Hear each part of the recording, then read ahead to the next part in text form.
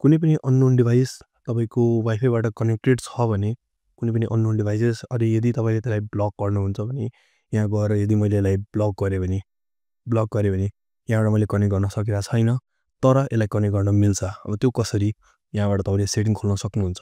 Setting खोलेर एबाउटमा जानु होला।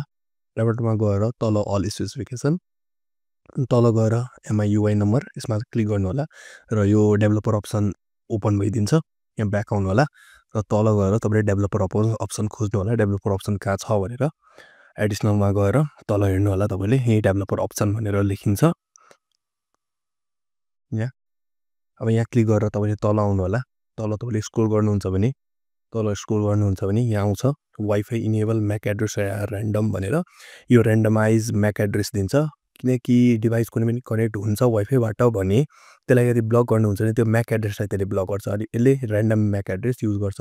अब त्यही डिभाइससँग मैले फेरि कनेक्ट गर्न मिल्छ। यो डिभाइसेस छ मैले ब्ल्याक लिस्ट गरिदिएको थिएँ। यहाँ डिभाइसमा गएर हेर्नु ब्ल्याक लिस्टेड भएको छ उसको म्याक एड्रेस हो ब्ल्याक लिस्ट तर मैले र्यान्डम म्याक एड्रेस युज गरेँ अनि यदि यो डिभाइसमा कनेक्ट गर्छु भने अटोमेटिकली कनेक्ट भइदिन्छ। यो ब्लक लिस्ट छ मेरो यो डिभाइस ब्लक छ। यही डिभाइस भने ब्लक गरेको थिएँ तर यो कनेक्ट गर्न मिल्छ।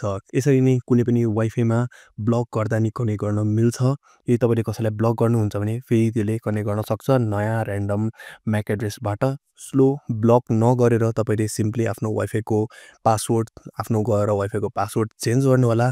त्यो भएर तपाईको वाइफाई सिक्योर हुन्छ। तपाईले ब्लक गरेर केही फाइदा हुँदैन। उसले र्यान्डम म्याक एड्रेसबाट फेरि कनेक्ट गर्न मिल्छ आफ्नो डिभाइसलाई। Thank you.